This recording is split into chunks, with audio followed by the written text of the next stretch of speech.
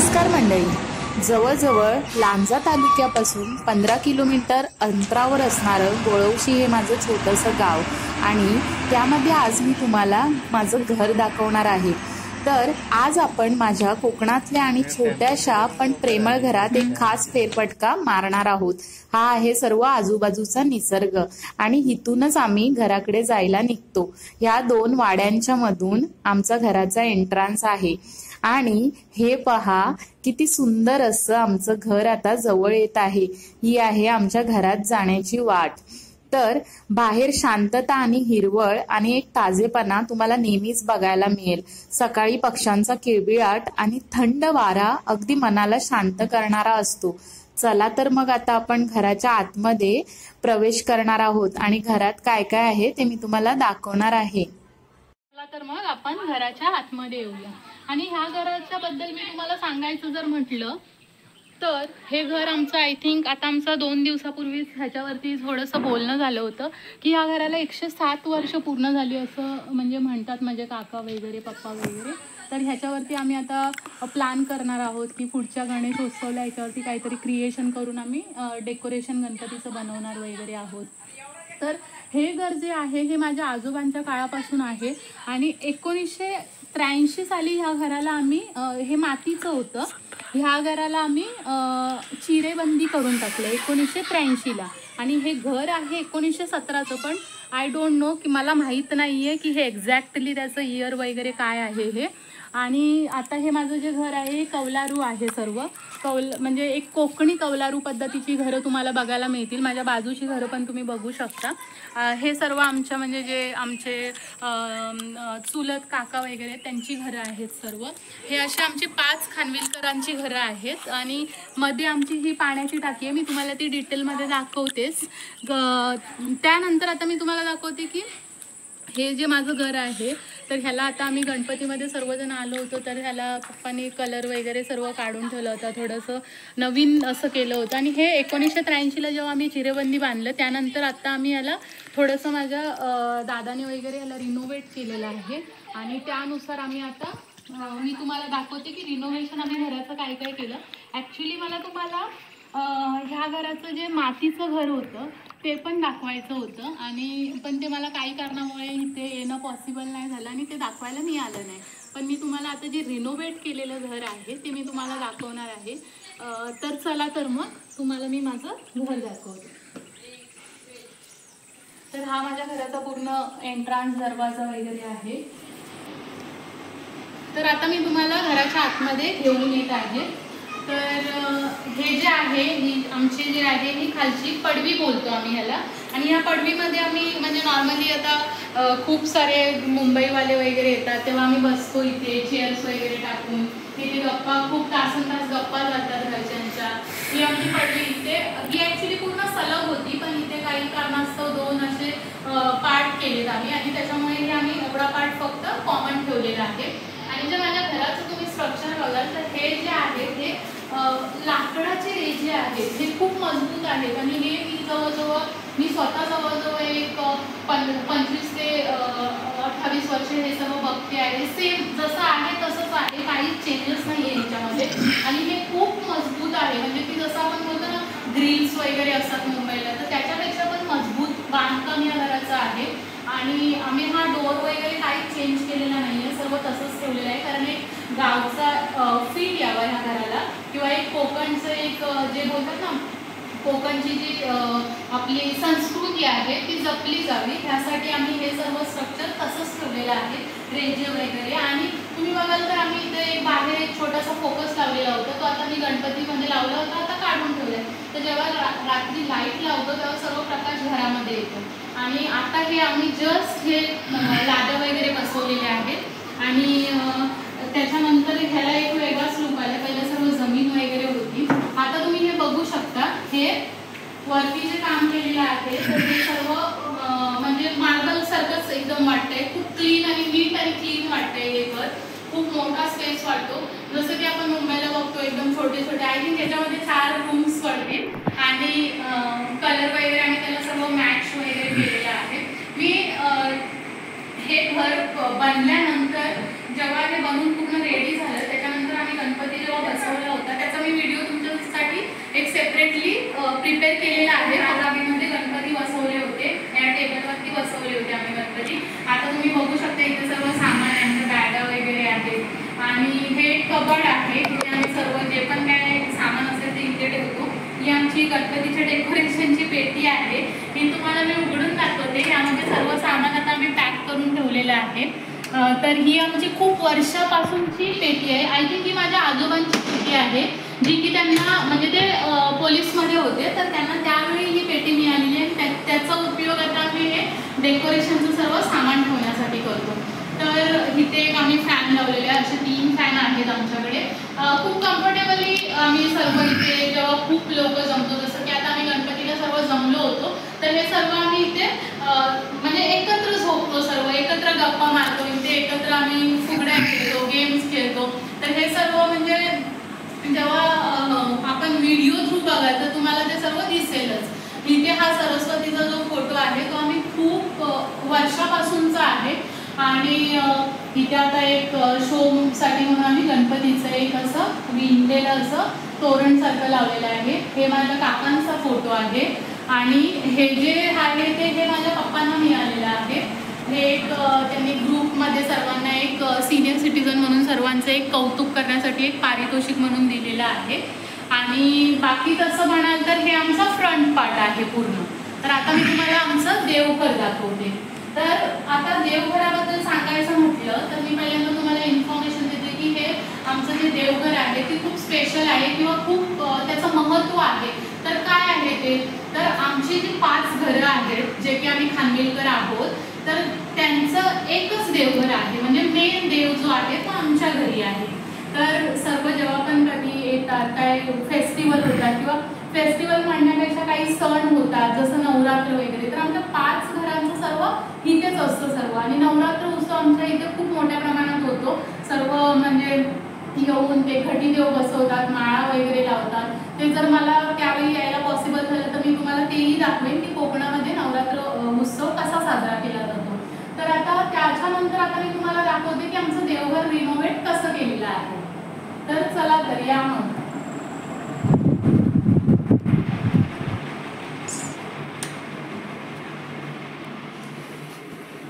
तर ही पायपुसणी इथे असते, ती मी वरती उचलून ठेवली होती. आता मी तुम्हाला दाखवते. आता मला हे एक्झॅक्टली बल्बचा काय प्रॉब्लेम आहे, तर बल्ब लागत नाही आहे. ओके, तर बल्ब लावला.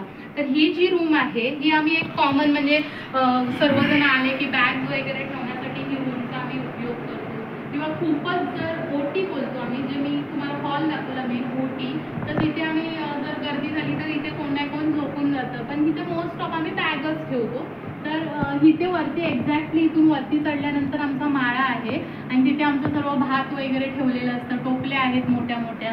आता ह्या देवाऱ्याचं काम अजून हे आहे, म्हणजे ह्या देवाऱ्याचं काम अजून अपुरं आहे. तर का, तर त्याच्यासाठी अजून दरवाजा वगैरे हे सर्व लावायचं आहे. तर हे तुम्ही बघू शकता, हे अर्धच काम झालेलं आहे. ते थोडं घाई झाल्यामुळे, गणपती आल्यामुळे ते काम थोडं अर्धवट राहिलेलं आहे. तर चला तर या माझ्या देवघरामध्ये. तर हे आहे आमचं देवघर. आणि ह्या देवघरामध्ये आता आम्ही, हे माझ्या दादाची एक कल्पना होती, त्याची इच्छा होती की हे म्हणजे इथे हे कॉमन एक देवघर आहे, तर हे एकदम व्यवस्थित असावं. जसं की आपण आपल्या घरी आपला देवारा कसा सजवतो, तर नॉर्मली कॉमन असल्यावरती कोण लक्ष द्यायला मागत नाही, पण त्याची इच्छा होती की माझ्याकडे म्हणजे माझ्या मनाची जी इच्छा आहे ती मी पूर्ण करून हे देवघर खूप चांगल्या प्रकारे करेन. आणि त्याने हे यावर्षी केलं, तर खूपच छान काम केलं. हे सर्व त्याने व्हाईट मार्बल लावले. त्याची इच्छा होती की सर्व व्हाईट कलरने ह्याला रिनोव्हेट करावं किंवा सजवावं. हा आहे आमचा देवारा. तुम्ही मोस्ट ऑफ जर बघाल तर कोकणामध्ये जर तुम्ही बघाल तर मोस्ट ऑफ अशाच प्रकारचे देवारे तुम्हाला बघायला मिळतात. आणि ह्या देवाऱ्यांचं एक स्पेशालिटी आहे, ह्यांचं जे तुम्ही कोरीव काम बघाल किंवा ह्यांचं जे इथून स्ट्रक्चर. आता मी तुम्हाला दाखवते माझ्या किचनचा पार्ट. तर या आता इथून उतरताना थोडं आम्ही थोड्या ज्या पायऱ्या आहेत त्या खूप खोल आहेत. थोडं नवीन माणूस असेल तर त्याला खूप असं अवघडल्यासारखं होतं, पण हे अजून आम्ही काहीच ह्या किचन म्हणजे एकदम प्रॉपर गावाला पण पहिल्या काळात जे किचन होतं तसं आमचं किचन आहे. तर तुम्ही बघू शकता इथे जसं मी तुम्हाला सांगितलं 1983 ला हे घर चिऱ्यांचं बनलं आणि तेच स्ट्रक्चर अजून आहे असंच सर्व होतं, पण आता ते रिनोव्हेट केल्यामुळे तिकडचा पार्ट वेगळा वाटतोय आणि हा पार्ट वेगळा वाटतोय. हे पण बघता, हे स्ट्रक्चर एकदम स्लोपिंग स्टाईल असं स्ट्रक्चर आहे, जे की तुम्ही इकडे कोकणामध्ये सर्रास तुम्हाला बघायला मिळतं. आणि इकडचा पार्ट जो आहे हा आमचा मेन किचन आहे, म्हणजे कुकिंग. इथे आम्ही सर्व लेडीज वगैरे जेवायला बसतो.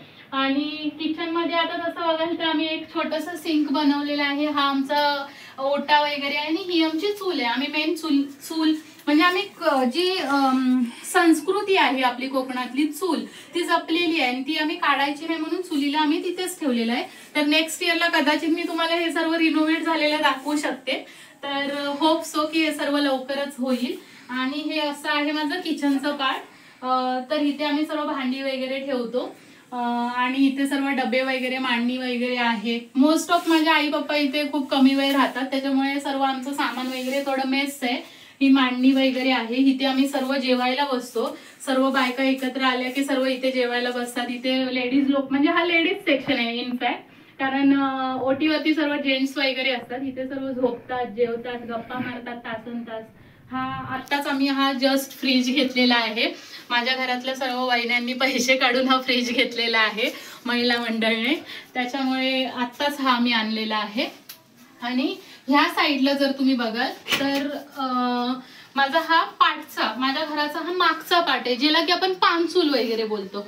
तर पानचूल म्हणजे आता आम्ही इथे पाणी वगैरे तापवतो. इथे आम्ही, हे आमचं बाथरूम आहे, अंघोळीचा वगैरे पार्ट आहे. इथे पाणी वगैरे तापवतो. इथे कपडे चेंजिंगचा एरिया आहे. फक्त खालचं असं एरिया दाखव. त्याच्यानंतर माझी आई बसून खूप तासनतास बसून असते. आणि हा आहे माझा मागचा पार्ट. हे मी तुम्हाला दाखवतेच, पहिलं मी तुम्हाला पूर्ण घर कम्प्लीट करते. तर ह्याच्यानंतर आता मी तुम्हाला अजून एक घराचा पार्ट दाखवणार आहे. तर चला मग आता मी तुम्हाला अजून एक माझ्या घराचा पार्ट दाखवते. हा मोस्टली आम्ही बंद ठेवतो, कारण एवढ्या मोठ्या घरामध्ये जर दोन माझ्या आई पप्पा येतात, कधी कधी बाकीचे येतात, सर्वजण आल्यावर आम्ही हा पार्ट ओपन करतो. इथे सर्व आम्ही, म्हणजे हा एक बोलाल तर स्टोरेज रूम आहे आमचा.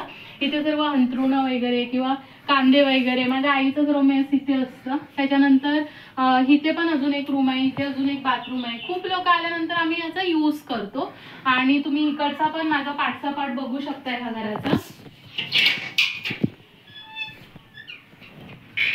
तर ही मागची साईड आहे, म्हणजे आमच्या घराला ऍक्च्युली दोन मागच्या साईड आहेत. ती साईड एक आणि ही साईड आहे. लोक आली तर इथे आम्ही सर्व बाथरूम वगैरे बनवलेले आहेत. हे स्ट्रक्चर आहे आमच्या घराचं. तुम्ही बघू शकता, हे माझ्या आईने सर्व केळी वगैरे लावले. ती जी केळी आहे ती थोडी आपण जे बाजारात मिळतात ना त्या टाईपची आहे. ती बघू शकता, वसईची केळीची हे आहे, ब्रीड आहे हे. आणि हे माझ्या आईने लावलेली झाडं आहेत सर्व. हे पेरूचं झाड हे खूप आम्ही शाळेत असल्यापासूनचं आहे आणि हे खूपच असं मोठं होतं, पण ते आता कट केल्यामुळे थोडं कमी, खूप पेरू धरायचे या झाडाला. ही नारळीची झाडं, हे म्हणजे सर्व आमची केळी ज्या आहेत त्या सर्व साफ करतायत पप्पा, म्हणजे जरा जास्त जंगल झालं होतं केळीच्या झाडांचं. तुम्ही बघा, ही केळी बघा कशी धरलेत. ही वेलची केळी आहेत. घड बघायचं, ह्याला घड बोलतात. म्हणजे तुम्हाला हा दिसेल, हा बघा, हा केवढा मोठा घड आहे बघा. पप्पा, एका घडामध्ये किती असतात?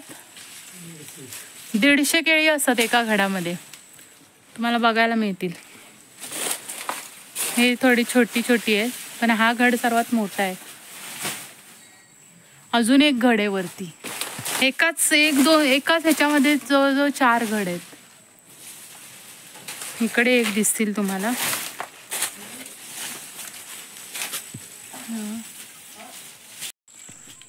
त्याच्यात दाखवले आहेत. पण आता ही बघा, ही छोटी केळी आहेत थोडी. ह्यांचं म्हणजे वाढ एवढी होत नाही या झाडाची, पण केळी धरतात याला.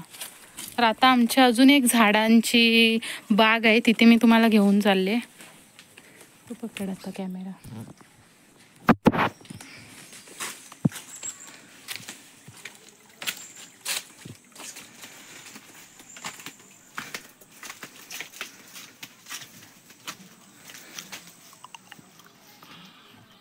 ही सर्व सुपारीची आमची बाग आहे. हे सर्व माझ्या आईने लावलेले आहेत आणि पप्पांनी. ही सुपारीची बाग आहे. जर ही सुपारीची झाडं आहेत, तुम्हाला बघायला मिळतील.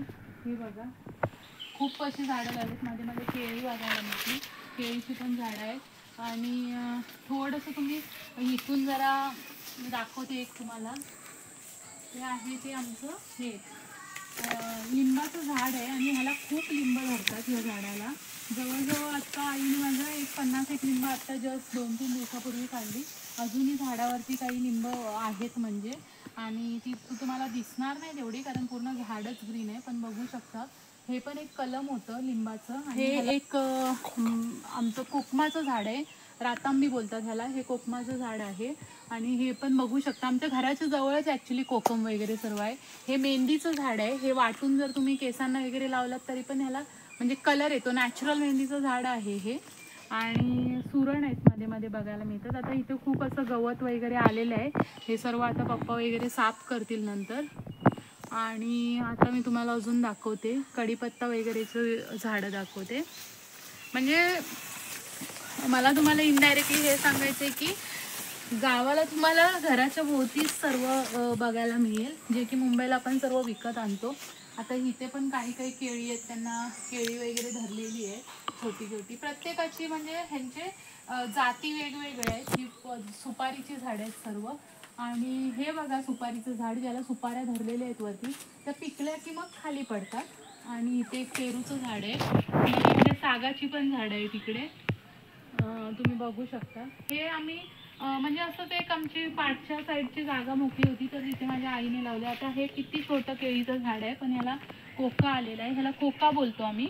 आणि त्याच्यानंतर मग ह्याला म्हणजे हे केळी वगैरे यायला सुरुवात होतात. हे बघा तुम्ही कसं दिसतंय, त्या कोक्याचे तुम्हाला केळी बघायला मिळतील की आता खूप मुंगे आहेत, तुम्ही बघू शकता. हे आम्ही म्हणजे असंच एक आमची पाठच्या साईडची जागा मोकळी होती तर तिथे माझ्या आईने लावले. आता हे किती छोटं केळीचं झाड आहे, पण ह्याला कोका आलेला आहे, ह्याला कोका बोलतो आम्ही. आणि त्याच्यानंतर मग ह्याला म्हणजे हे केळी वगैरे यायला सुरुवात होतात. हे बघा तुम्ही कसं दिसतंय, त्या कोक्याचे तुम्हाला केळी बघायला मिळतील की आता खूप मुंगे आहेत. हे बघितलंस का कोके. आणि आता हे जे झाड दिसतंय ना, हे आम्ही कधी म्हणजे कोणाचा बक्षीस समारंभ वगैरे करायचं असेल तर पुष्पगुच्छ म्हणून या झाडाचा हे देतो, हे आम्ही कापून देतो. आणि हे खूपच तुम्ही घराच्या आजूबाजूला हे झाड लावलं तर हे खूप मस्त वाटतं, सुंदर वाटतं. हे सुपारीचं झाड आहे, खूप मोठं आहे आणि याला खूप सुपाऱ्या धरलेल्या आहेत वरती. ते आता तुम्हाला जर झूम करून दिसत असेल तर बघा, नाही तर मग ठीक आहे, पण धरलेले आहेत आता सध्या. आता हे अननसाची पण झाडं आहेत मध्ये मध्ये, हे बघू शकता तुम्ही. ही अननसाची झाडं आहेत, ह्याला खूप मध्ये जवळजवळ 25 ते 30 अननस इथे आणि अजून दुसऱ्या ठिकाणी काही झाडं आहेत तिथे धरले होते. आणि आता तुम्हाला मला एक स्पेशल असं झाड दाखवायचं आहे. हे आहे काळी मिरीचं झाड, ज्याला की आपण ब्लॅक पेपर बोलतो, त्याचं हे झाड आहे. आणि ह्या झाडाला काळी मिरी आता काही काही वरती वरती धरलेल्या पण आहेत, शेंगांसारख्या असं धरतात. जवळपास असती तर आता मी तुम्हाला दाखवली असती, पण जवळपास एक आहे इथे, आपण प्रयत्न करू त्याला दाखवण्याचा. तिथे जी शेंग आलेली आहे त्या झाडाला, तर ती पूर्ण म्हणजे त्याला काढतात, मग त्यांचं प्रोसेस आहे काळी मिरी होण्याची. ती गरम पाण्यामध्ये मग उकळवलं जातं पाणी, त्याच्यामध्ये ह्या शेंगा टाकल्या जातात, मग त्यांना प्रॉपर त्यांना ड्राय केलं जातं आणि मग त्या सुकून मग त्याची काळी मिरी, अशी सर्व ती प्रोसेस आहे. तर अशा शेंगा पूर्ण झाडाला धरतात आणि मग त्याच्यातून ब्लॅक पेपर आपण तयार करतो. तर ब्लॅक पेपर आपल्याला खूप एक्सपेन्सिव्ह मिळतो बाजारामध्ये, पण आमच्या घरी तर ब्लॅक पेपरचं झाडच आहे. हे जे बघताय तुम्ही, हे आहे दालचिनीचं झाड. तर ही पानं जर आपण सुकवली तर ह्याचा आपण तेजपत्ता किंवा तमालपत्र हे बनवतो. आणि ह्या झाडाची जी साल आहे, हे झाड खूप मोठं होत गेलं की या झाडाची जी साल आहे त्याचा आपण दालचिनी म्हणजे मसाल्यांमध्ये वगैरे उपयोग करतो. तर हे एक झाड इम्पॉर्टंट आहे. आता हे छोटं झाड आहे, पण हे तुम्ही बघा इकडे असं दालचिनीचं झाड आलेलं आहे, ही पानं वगैरे. तर हे म्हणजे बघण्यासारखं आहे खूप, कारण ही साल जर तुम्ही काढली तर या सालीपासून म्हणजे तुम्हाला दालचिनी दालचिनी आपल्याला मसाल्यांसाठी वापरता येते. हे काय मध्ये मध्ये हळदीची पानं पण आलेत. आणि हे सर्व कढीपत्त्याची झाडं आहेत, ती अशीच म्हणजे बोलतात ना एकाला एक अशी लागून आलेली आहेत कढीपत्त्याची झाडं. आता याचा जर तुम्ही स्मेल घेतलात ह्या दालचिनीच्या पानांचा तर खूपच असा सुंदर असा स्मेल येतो दालचिनीच्या पानांचा ह्या. तर अशी ही दालचिनीची पानं वगैरे आपण म्हणजे ह्याला तुम्ही सुकवलात नेऊन तरी तुम्ही त्याचं यूज करू शकतो, तमालपत्र. आणि बाकी हे सर्व कढीपत्त्याची झाडं आहेत. हे बघू शकता केवढं मोठं कढीपत्त्याचं झाड आहे, जे की मुंबईला आपण 10 रुपये 5 रुपये देऊन असा कढीपत्ता विकत घेतो. हे नॅचरली असं कढीपत्त्याचं आमचं झाड आहे. खूप छान स्मेल येतो याचा, सुंदर असा स्मेल आहे याचा. ही छोटे छोटे सर्व कढीपत्त्याची झाडं आलेली आहेत. मध्येच एक मिरचीचं झाड आहे, पण त्याला मिरच्या सध्या तरी असं झालेलं नाही आहे. तर थोडं त्या झाडांची काळजी घ्यावी लागते. माझ्या आई पप्पा इथे अधूनमधून असतात, त्यामुळे ते एवढं काळजी घेतली जात नाही. इथे पण मध्ये मध्ये अननसाची झाडं आहेत, मध्येच या मोठ्या 2 नारळी आहेत, मध्येच ह्याला सुपारीची झाडं आहेत. तर अशा प्रकारे माझ्या घराचा थोडा मागचा पार्ट आहे, तिथे हे सर्व आम्ही छोटी छोटी झाडं लावून ठेवले, जेणेकरून आम्हाला ते जे डेली यूजला लागतात ते आम्हाला वापरता येतं. तर अशा प्रकारे ही आहे माझ्या घराच्या मागची एक छोटीशी बाग. तिथे पण केळी बघू शकता तुम्ही कसं दिसतं. तर मित्रांनो, तुम्हाला हा व्लॉग आवडला असेल तर नक्की व्हिडिओला लाईक करा, कमेंट करा आणि चॅनलला सबस्क्राईब करायला विसरू नका. तुमच्या प्रतिक्रियांचे मी नेहमीच स्वागत करेन.